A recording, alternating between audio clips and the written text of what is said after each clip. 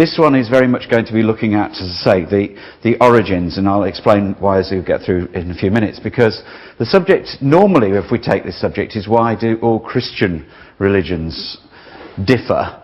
And this one was entitled While All Religions Don't Say the Same Thing, so that makes it an even bigger topic. So if we have a look and just lift our minds then for a few minutes about how big is that topic, you can see that overall Christianity has that spread. Globally, Christianity has that spread in terms of where it has its influence.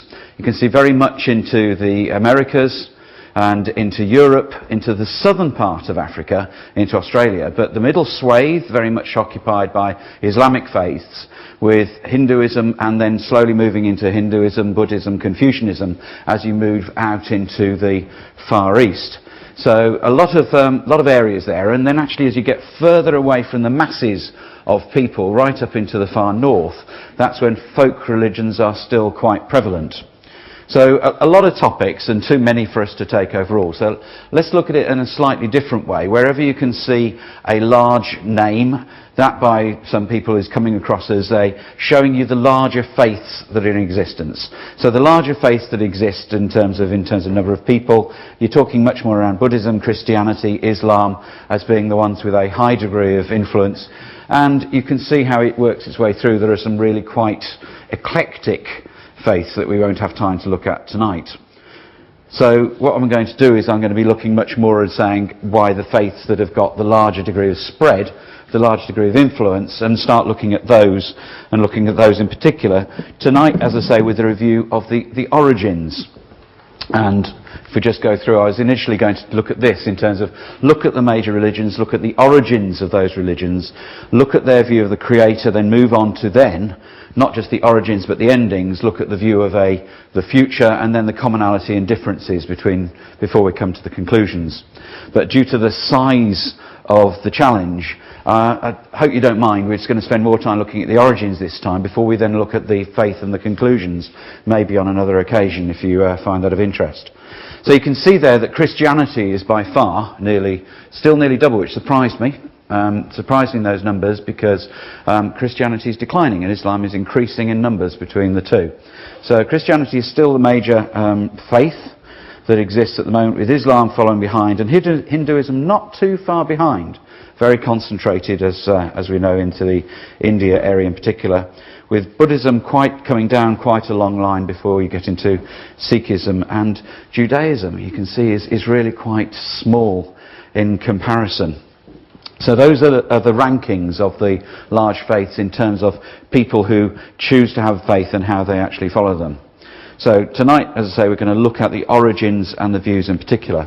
Taking those figures I showed you in a slightly different way, that's them as a table, so you can see that that an interesting thing pops up, if you've not seen it before, therefore, that secular, non-religious, agnostic and atheistic, coming at 1.1 million, is actually one of the largest populations of those people who don't have a faith, or actually I will argue in a moment they do have a faith.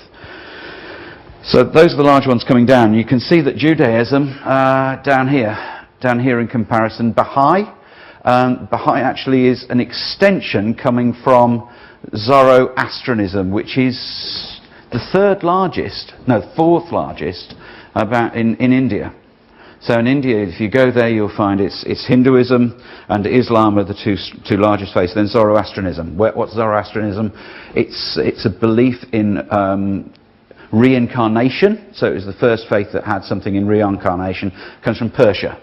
So Zoroastrianism was the faith that very much comes from a prophet. We haven't got time to look at him tonight, but he was all very much came about after the time of Christ, but it's all very much the Persian faith that they picked up and followed that way. So those you can see are the major faiths, or if you look at them in a chart, you can then see how we've got a gathering here of some major faiths and a lot of really followers on. That's a cruel way of saying it, but a lot of people who are just don't have the presence against the others.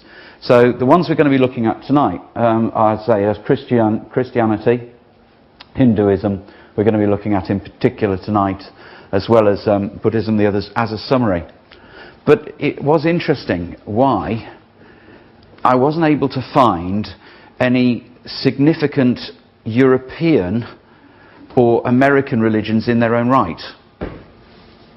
So we've got huge areas of the globe when you think about it. We can see the Chinese faith has got a source. You can see that Islam has got a source. You can see that Judaism has got a source. And we know, in effect, the source of Christianity is Israel. But you don't find anything. You've got the Celtic stuff going on, so there's a little bit of that. But there's no significant European or American religions. They've all very much accepted Christianity as their primary faith to accept. Strange. So, which is the earliest religion then? Because if we take them down in terms of the size, this is following the size of the religions that we've got before. Christianity, the biggest, that comes from 33 AD. Islam comes from 570 AD. So it doesn't start until 600 years after the time of Christ. Sorry, 540 if you take that calendar. So 540 years afterwards, so quite a new faith in comparison to Christianity. Hinduism comes in at 900 before Christ, and there is a slight bit of a disagreement and discussion about how far it goes, but it's all very much in the Vedic, they called it, the Vedic books, and the books aren't there. It's all very much, well, it started about this number of years, but there's no evidence to support when they came from. Most seem to gather that Hinduism only really started as a faith around about 900. Buddhism, 600 years came afterwards. I would suggest from my research that Buddhism was a derivative of Hinduism as it spread. Then Sikhism, very new, and Judaism, the oldest religion. So if we rank these in order of age, you can see that in fact the second largest drops right down in terms of being a very new faith in comparison. As such, not going to spend as much time on it tonight, taking a slide out of order, because it's a newer faith in comparison to this talk is about the origin. So when we're starting looking at the origins, we're looking at those that really I'm going to discount Sikhism for the same reason. Christianity is our main focus, so we'll look at that separately. Judaism, Hinduism and Buddhism, they are the ones that had their origin before the time of Christ. Right. If you've got the Lion Handbook, if you remember the good old Lion Handbook that I was given as a Sunday school scholar, these are slides that come from that, and up in the top that's a picture of my carpet. But you can see, I find this a really very useful slide. You can see we've got all of these faiths that are coming down here: Christianity, Judaism, Islam, communism, rationalism, humanism, all forms of fertility cults and any forms of Gnosticism coming through here, Jainism, Hinduism, Sikhism, Buddhism, Shintoism, Bahaism, Confucianism and Taoism. All of these start coming back and have an origin point, but you can see they all start to gather. And what it does, if we look and try and focus on the top slide a little bit more carefully, you can see that it really comes to 3 points at the start. 3 points at the start in terms of where they come from. Firstly, Hebrew monotheism, setting down and moving into Judaism here. So the line that we know is pretty well the biblical line. Then the line, as you say, is through Abraham coming down through here. Then you've got Hinduism, which then split into the various forms of the Asian faiths, with its sort of very difficult to find out when its origin was. And then you've got this middle line, and if you look closely inside the middle line, whoops, one slide too early, it says Hittite, Egyptian and Babylonian. And so you've got this gathering going on of the origins of religions being either coming from the God of the Bible, and then you've got the gods of Hittite, Egyptian, Babylonian and the Hinduism gods. What's in common about all of those is they all are polytheistic. They all take a polytheistic stance. And it's quite interesting, I'm finding, because I was just looking this first time, that you've got a line of monotheism and a huge area here of polytheism. And we'll explore that as really the main topic as we're looking forward. Gathering here of the main faiths that express themselves against the God of Israel, Yahweh, was the Hittite, the Egyptians and the Babylonian gods together. So I looked up at the Hittite, and if you look at the origins of the Hittites, why the Hittites? The Hittites were the largest civilized nation which we got records to go back and look. They were incredibly powerful, and they were the first nation who actually had a very large influence in terms of going back in terms of history, earlier in terms of even than Egypt in terms of its political influence. But what does it say? And this is just wiki, not the most authoritative source, but a source that nevertheless you can just accept for a minute. Drawing on Mesopotamian mythology, the religion of the Hittites and whoever the rest are relates noticeably to Indo and European elements. And so therefore it's saying that if you go back to that beginning of the Hittites, they actually influenced the split in terms of towards the Indian, therefore the Hindu faiths, and also the European faiths can all come from that Hittite part. We'll look at that in a bit then later. For example, they talk about how the name of the god of thunder, Tarnut here, is very similar to the name of the Norse god, Thor, and how there are similarities between the serpent, which is a feature in one of the faiths, and therefore the serpent definitely occurs if you enjoyed your Norse mythology at all. But what I noticed also here, this cosmic serpent here in Vedic mythology, Vedic is another word of getting into the Asian faiths a lot. So therefore, this is hanging together for me that the Hittite Empire at the start was very much this pivotal point from which came out this spread of religions saying a different thing. Just observations.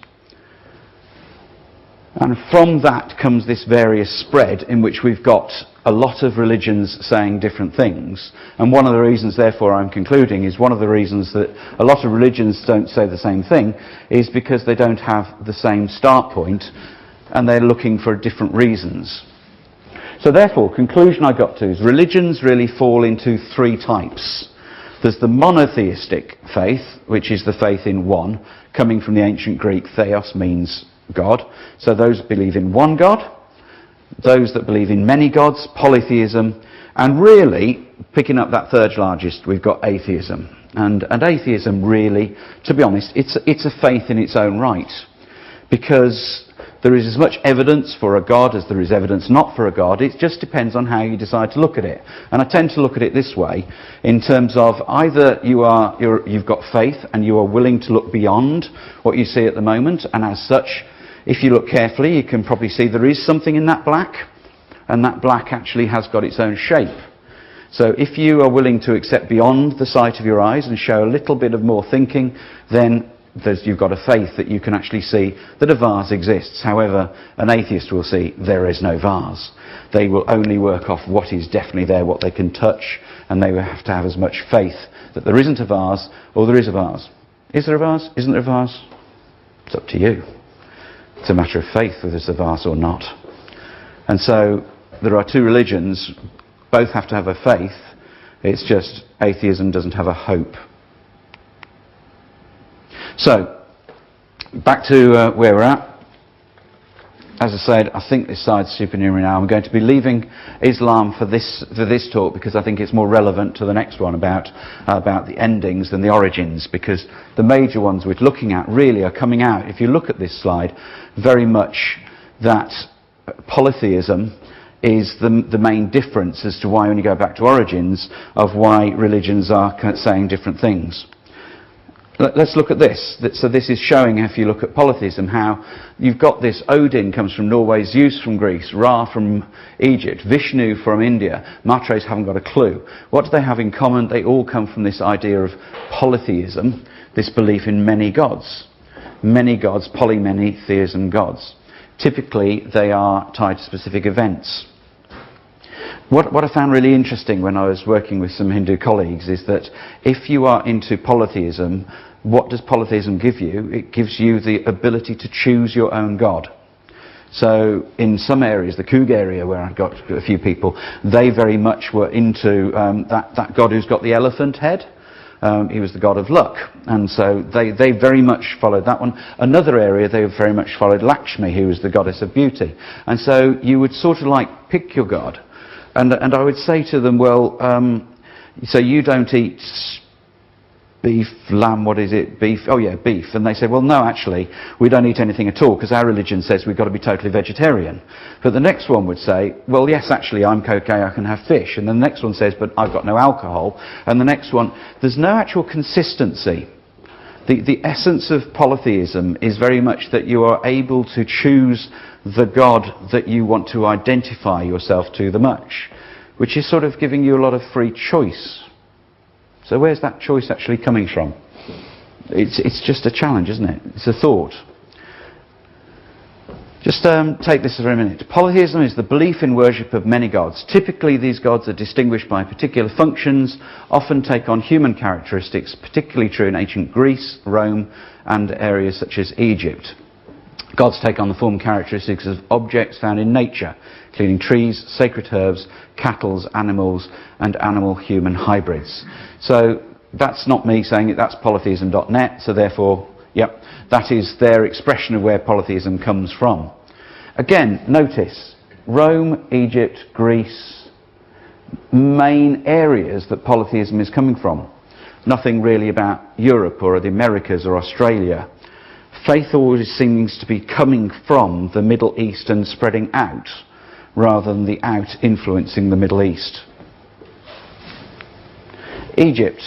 The Egyptians' God represent over 50 separate deities, most of which date back to pre-dynastic times, the ancient tribes that made up the religion. So this is still polytheism.net, but notice the language there, the ancient tribes that made up the religion. So very much starting to come across and express how polytheism is those people who choose their faith, who choose the way they wanted to have something to worship. Sounding a bit familiar if we start talking about the Bible now and the fight of God against those people who have their own idols. And so really that's where you start concluding. You can see how the Bible is very much a fight against God, the single God Yahweh, against man and man's gods as he started to express them. That's my conclusion. If you look at Egypt, if we look at the history of religious beliefs since the earliest human civilizations, it's probably safe to say that all cultures began with some form of polytheism. All. Every early society needed deities to explain all kinds of phenomena, including weather, fertility, food, etc. These people needed to explain different aspects of their lives to everything that needed to be explained, so they could create a god for it. So it's reactive. For most of its recorded history, Egypt was polytheistic. There are many gods, including Sa, Isis, Osiris, Horus, Amun-Ra, etc. Only reason I want to particularly emphasize that is that you'll find that Isis, Osiris, and Horus, they were the first time that Egypt actually then put three gods together and started to clump three gods together. Hold that thought. Now we look at the origin of Hinduism and Buddhism. The website actually covers both at the same time. It's a long one, so I've just cut it at this point in time. But we can see, what about the origin then of Hinduism? Hinduism is a collection of religious beliefs that are developed slowly over a long period of time. This is how they say it goes back to something like 3000, 4000 BC by their writings. Some aspects of the religion can be traced back to ancient times, some. In a Hindu marriage today, for example, the bride and groom marry in the presence of the sacred fire as they did centuries ago. Verses from the Vedas, Vedic, remember that thing about the Hittites, are recited daily by the faithful.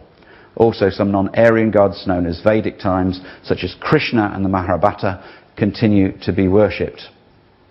So, that's where I got to so far with the thinking and the slides in terms of where we're at. And we'll skip this slide because we've seen it. And really, what we're getting to is, as we say, there is no monotheistic God out there other than Yahweh Elohim, the God of armies. There is no polytheistic super God out there. They're all sort of equal. And there is therefore this balance when you look at the origin of things, in that it's all about whether you start saying there is a God, Yahweh Elohim, and I will follow his ways, or there is this mishmash of gods of all equal levels. Some of them were the originating gods, but they're not as powerful as those that are along the way, that we will choose to follow. And that's not being denigrating. That is the way they present themselves when you look at it. Right, let's just take that. So that was some very heavy stuff for a bit. Let's take a hymn, and we'll just then come back to section 2.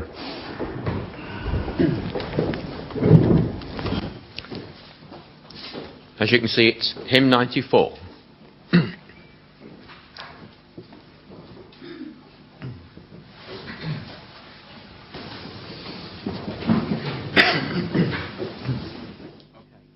So, sorry that was a bit heavy, but I hope it starts getting you thinking and getting you thinking about the different faiths. So therefore, I thought, well, let me try and find this origin through the books and find out how far the books go.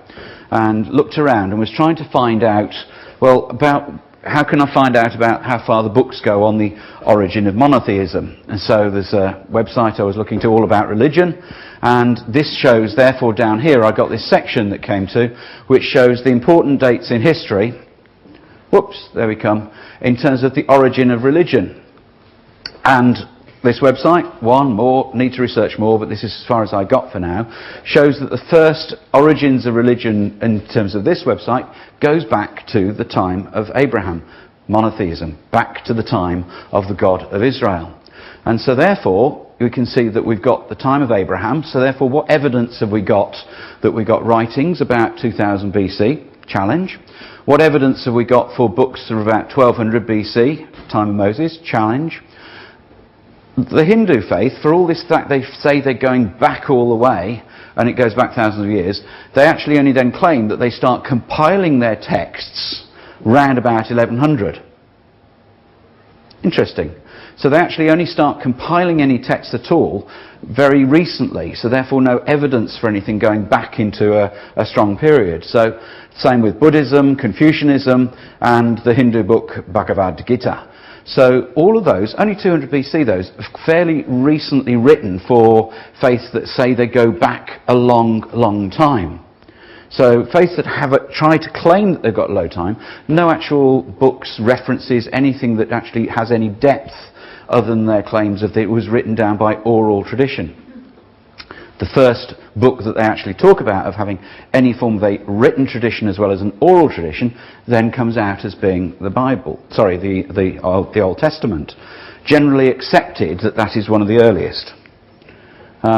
You can see here that it says that the Greeks were the first to actually take a formal interest in history. They were the first people who started cataloguing, and only at bound about 1000 BC did they start cataloguing, writing things down. By which time many of the polytheistic faiths from Egypt, from the Hittites, they'd vanished and lost their origins, so no evidence around it. However, we do have the evidence here. I just hadn't come across this before. As I was searching around, this website came up and says, we now have been able to find that a pottery shard from the remains of a town dating from the 10th century BC, therefore 1000 BC, has been proven to be written in ancient Hebrew, making it the oldest known Hebrew inscription. So therefore, we've got evidence of showing that the Hebrews could write. That's a foundation point. But that actually is one of the earliest actually evidenced parts of writing that's come across to be used, going back to 1000 BC rather than since then. Significant individuals, Herodotus is probably known to a few of us that's coming through, but very much the people who documented in the Greeks. So therefore, if we're trying to get back to the origin of religion, there's very little actual foundation. So going to have to then start looking at their claims instead. So let's look at the origins of polytheism. We've looked at that slide. I would suggest this is the first evidence of polytheism. If we've got the Bible as the first written record, we can see that when Laban then was talking to Jacob, he was then starting to draw reference and saying, "Why have you stolen my gods?" By the time of Laban, it was generally accepted that people had gods, small g, polytheism coming across, people wanting to worship their own gods. And they mattered so much to Laban that he chased after Jacob to be able to recover his gods, and as we know that Rebecca was sitting on top of them. When you start thinking about that, you start realizing how many gods there are in the Old Testament.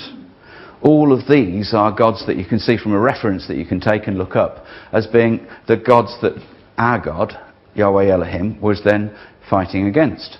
So Ammon and there you are also. If you then go to Exodus, so the first prime book about, there you've got the formation of the children of Israel through Abraham. They start forming and they want to come out. What was the environment they were coming out? Against the God of Egypt. And if you look against each of those 10 each of those 10 plagues, somebody once pointed out to me how each of those 10 plagues were almost a significant point by Yahweh Elohim against the God of Egypt in one particular way, shape or form. He was showing hidden theme. He was showing as he showed the rod, as he showed the frogs, as he showed the flies, showed the boils, how that each of these Egyptian gods were actually of no account. So you actually take this and you start stepping back and you realise that, for me, coming in with a very view that actually I'm in a Christian background, the Old Testament, the huge challenge of the Old Testament was very much this battle between God saying, I am the Lord, there is none else, and everybody else saying, well, I'm going to set up my own gods and follow in my own way. And it really starts coming across, if you want to stand in the one camp or say the origin of my polytheistic God goes back thousands of years, or if you stand in the camp that you accept the Bible, you can see that there is this battle going on between God and man. Man who put in place the polytheistic gods that he wants to follow. Against the system he wanted to be, against the authority he wanted to put in place. Let's take a reading, please, of Psalm 115.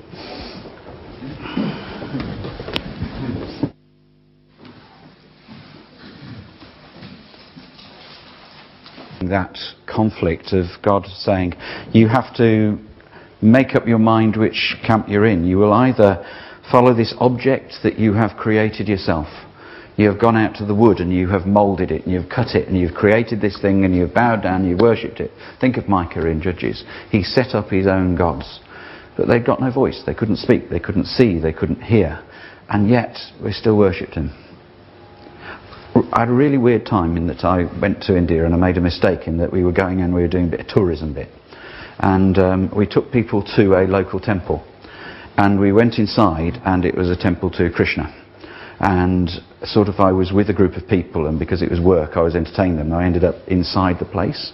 And I was inside the place, and what happened was there were 100 different stones, and you had to step from one stone to the next stone to the next stone as you worked your way through. It was a queuing system basically, and you went through this queuing system of 10 stones by 10 stones. There's 100 of you, worked your way through onto one level, and started following the queue because it doesn't matter. Hinduism is a very inclusive faith and it lets you go inside. So went inside just thinking I was a visitor, but then all of a sudden, about stone 50, they gave me this card. And the card said, please say Krishna, Krishna, Hare Krishna, da da da da da, and you had to start a chant. And you were stuck then with 50 people either side of you. Where were you going to go? So didn't say anything, but the pressure was building. And then you got around to step 100, and behind you then got these steps leading up into the actual temple itself. And there was a priest there, and he was whipping the people up, and they were getting louder and they were getting louder, and so you were standing out even more because you were saying absolutely nothing and just shuffling through their place. And it got louder and they got louder as they went up this first set of steps, and it got louder as they got to the second set of steps, louder as we got to the third set of steps, and went into a place which was very much like an Islamic situation in which they were all on the knees and bowing down and coming up in that style of prayer that you probably know what I mean. And there was a 12-inch goldish thing. It was just an effigy. It was like about this size behind a glass panel, and it was sort of a mannish type shape of somebody sitting there in that squat position that was there. And there was this huge whip of emotion to this point that was nothing. And it really hit me of how there was this worship of something that was inanimate, and the essence of God is that you cannot see him because he is so powerful that he doesn't need to be in images. He doesn't need to be there, but he just needs us to open our eyes and see him in the sun, in the moon, and in the stars. And the other thing that came across from me from here is how that, we'll look at this in a few seconds, how that most of these faiths, when you look at them, they all seem to have that origin on land. God draws us back here and says, "Who blessed is the Lord which made the heaven and the earth." Huge amount of all these faiths, they all seem to be. You take Odin and his mob over in Norway, and they're on the top of the mountain. I forget the name of it now, I've gone so bad. You go to, we're going to look at these, let's skip through. Right, sorry, because I'm going out of context. Here, I've found a number of creation myths. Here I found a number of flood myths. Really interesting, you've got flood myths going across actually the whole of the globe, and these are people who've got their own versions of creation. Let's just have a look at their claims of where their creator came from, and you look and say, which of these do you want to start following as your way? The Egyptian one came out of the primal ocean of chaos. So therefore there had to be something before the ocean, but there was an ocean, and an ocean is a land-based mass. At first there was only none, the primal ocean of chaos that contained the beings of everything to come. Then the waters came Ra, who by himself gave birth to Shu and Tefnut, etc. That's Egypt. What about Hinduism? According to the Srimad Bhagavata, I'm going to forgive up there, Brahma was born through Vishnu's navel. Vishnu is the main source of whatsoever exists in the world. What is created as part of his own body. But the point I want to emphasise here is this is the origin of the three-headed or four-headed God. So the formation, the foundation, the earliest records of any three-headed God or four-headed God, it all comes from Hinduism. Where's the second point? Egypt, in terms of you've got coming forward. Then afterwards, three-headed God, its configuration then coming from Christianity of the Trinity. Trinitarianism really is a form of polytheism. It is a form of saying there is no supreme, but there is God the Son, God the Father, and God the Holy Spirit. It is another form of polytheism and actually putting God into a position of polytheism. Just a thought. Fascinating, this one for me. You might have seen this slide, it's 10 years old. How that you've got all of these gods appearing over in the Grecian areas, and here is all the areas in which there are total similarities between Greece and Norway. Why?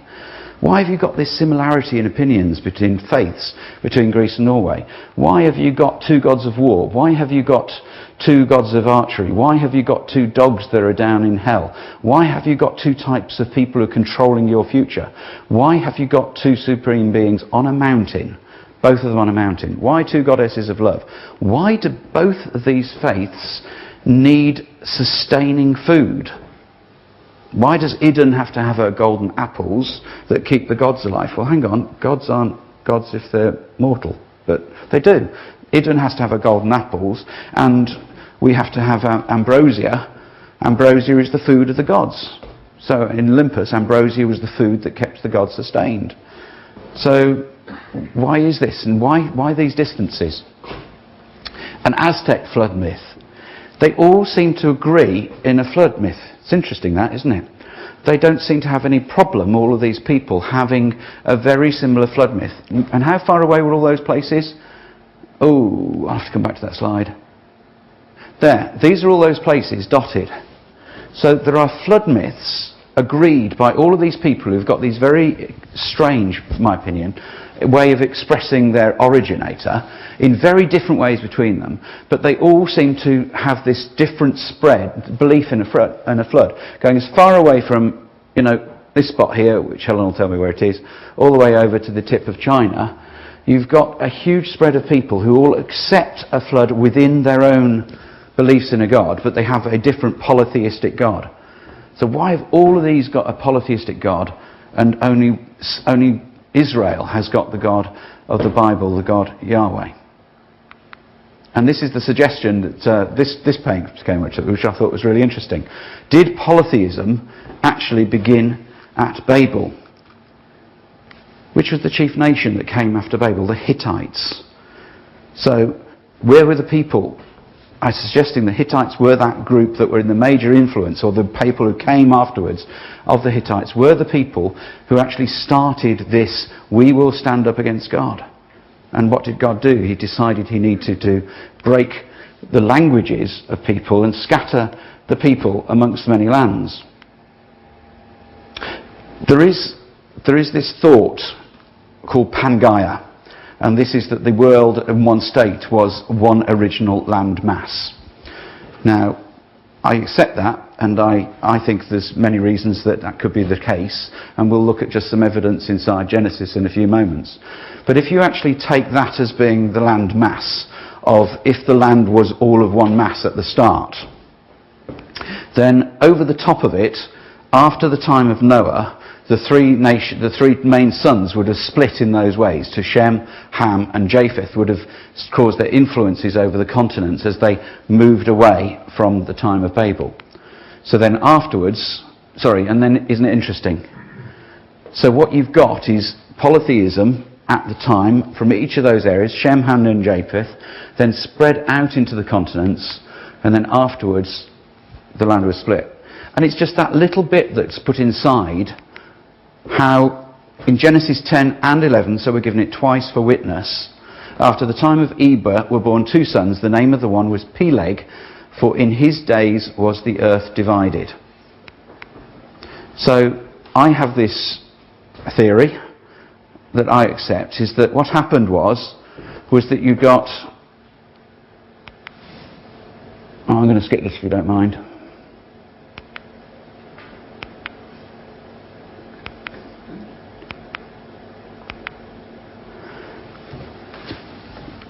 It's the battle.